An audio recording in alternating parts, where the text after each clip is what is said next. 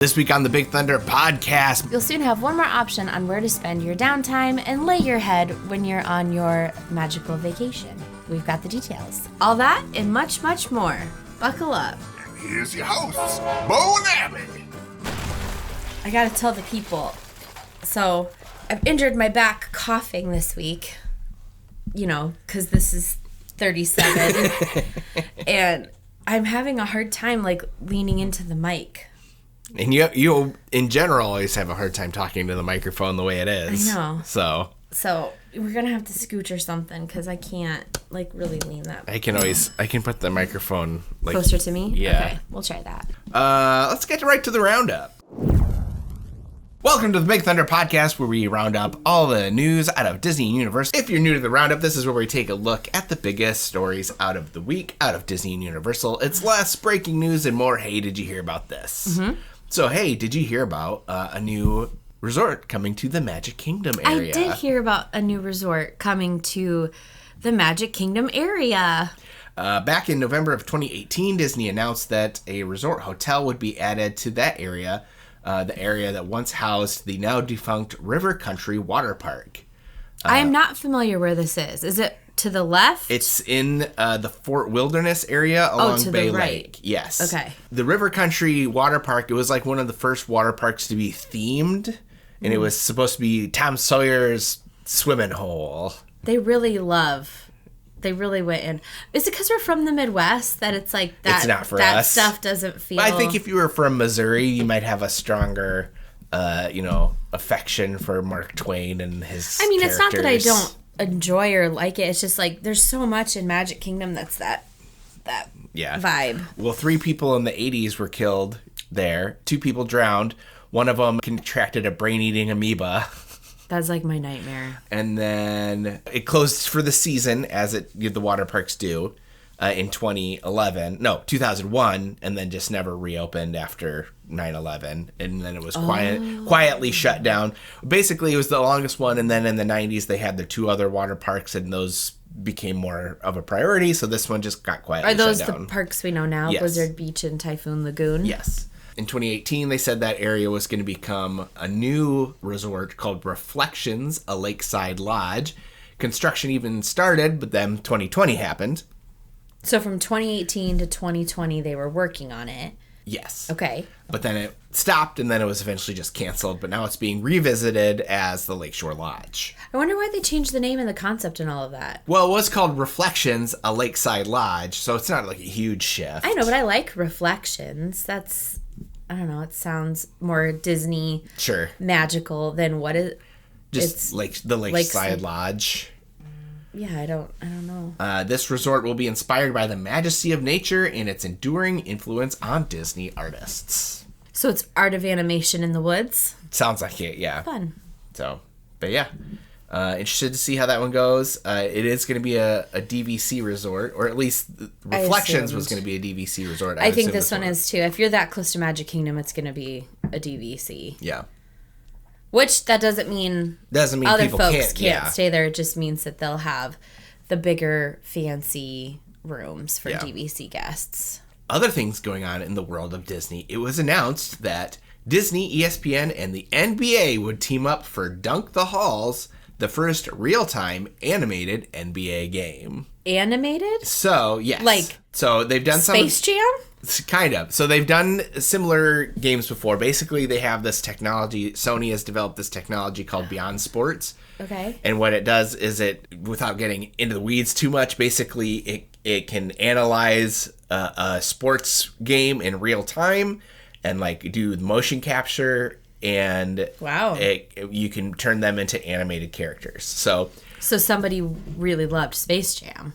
Maybe. So the video I watched, they had an NHL hockey game and turned it into Big City Greens, so you could watch it and it looked like the Big City Greens characters. I do remember that. They did one not too long ago with Toy Story as a football game. Yeah. But this is going to be the first one that's going to be for the NBA. The game takes place on Christmas Day when the New York Knicks take on the San Antonio Spurs. Dunk the Halls will be presented on ESPN, Disney Plus, and ESPN Plus. This special Altcast marks the first animated presentation of an NBA game and the first NBA game to stream on Disney+. You know, we're not big sports people, so we most likely would skip this one. Yeah. But here's where they're going to hook you in. Okay. The virtual live recreation of the game will be set on Main Street, USA in the Magic Kingdom as the team plays while Mickey, Minnie, Donald, Pluto, Goofy, and Chip and Dale cheer them on. Shots of Main Street, USA and other famous landmarks within the Magic Kingdom will be regularly shown, including Cinderella's castle. Other production highlights include a halftime of the Spurs vs. Knicks game, where the Disney characters, led by Mickey, will compete in a special slam dunk contest. Santa's elves will operate the cameras for the game, while Santa himself will operate ESPN's Skycam during the game. And I think these are the Prep and Landing elves. Fun. I love Prep and Landing. Disney characters will deliver pre-game and halftime speeches to the players and decorate a large Christmas tree during the game. Cute. Fans will also get to find out if it will snow on Main Street, USA, and how many churros Goofy can eat. Drew Carter will serve as the play-by-play commentator alongside ESPN basketball analyst Monica McNutt. The duo will be joined by a very special guest, Daisy Duck, who will serve as the sideline reporter. Oh, that's adorable. Yeah. Here's the thing that really, put me off this, though, when I first was doing my research on this. I saw the ad for it. Mm-hmm. The ad for it it's like Mickey Mouse making his Christmas wish. And he's like, "Dear Santa, all I want for Christmas is for them to play an NBA basketball game at the Magic Kingdom." Or something like that. Mickey would never. And it's exactly what I thought. I was like, Mickey would never want that. That's not his wish. No, he would never wish for that. No. So, if anything, he'd be like, I'd wish for NBA players to put on a basketball game for charity or something like that. That's our Mickey. Yeah. So anyways, that's the one part of me that's like, I hate cynical synergy between corporate ghouls. Mm-hmm. But anyways, other than that, it sounds fun. Mickey was forced behind the camera. Mm-hmm. Dance, mouse. Mm-hmm. But anyways, so yeah, there's your holiday spirit. Christmas Day, spend it watching some basketball. I'd rather just watch a live stream of someone walking around Magic Kingdom. Yeah, you're not wrong. But that Lakeshore Lodge sounded fun, right? Yeah. And if the people want to check out the new Lakeshore Lodge or Epcot's Festival of the Holidays that we'll talk about here in a moment, or any other magical Disney or Universal experience, they should contact Minne Vacay. Except Lakeshore Lodge is probably not going to be around for another, 4 years? I mean, maybe. It took them how long to do the Poly expansion? Yeah. But we're not going to go there. We're not going to talk about the speed in which Disney builds things. Yeah.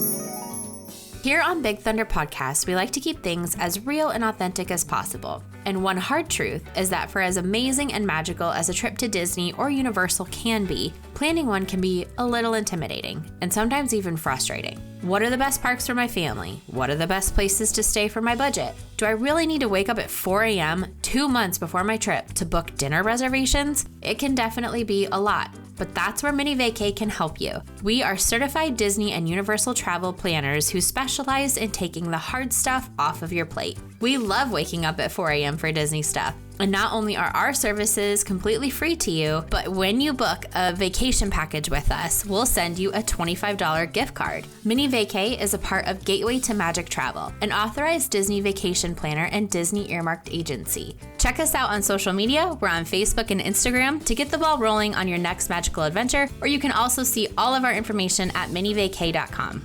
Well, now that Thanksgiving is over, Epcot kicked off its Festival of the Holidays. As people who live vicariously through the YouTubers, what did you think? Mm-hmm. I thought it looked very nice. I love Epcot, and I love the Festival of the Holidays. What they do for this that's special, that comes with your ticket, which I really enjoy, is that you get to go around in World Showcase and hear all the different stories of Santa and Christmas. Yeah, I think that's the highlight. In the countries. And then you can also purchase cookies from those countries that are what they're known for, and take part in a cookie stroll where you get a little map with a little check. Like a stamp. Like a stamp. Yeah, I was going to say like a checkbox, but it's a stamp where you get so many cookies and then at the end you get a prize. And this year's prize was different. Normally it's you get one more cookie. Yeah. And it's like, okay, I've had so many cookies. You had to have 5 cookies to get the end cookie. But this year you get a cookie mix. Yeah, you get to go home and make a cookie. Yeah, which is or more gift fun. a cookie. Yeah, and that's more fun, I think. Otherwise, it always just feels like it's a buy 5 get 1 free deal. But no, this seems more fun. Yeah, we didn't see any of the Candlelight Processional, but this week was Josh Gad doing it. He's been all over the socials, giving his opinions and living his Disney life. He's a strong advocate for a better Figment ride. And at Epcot, they unveiled a new gingerbread display.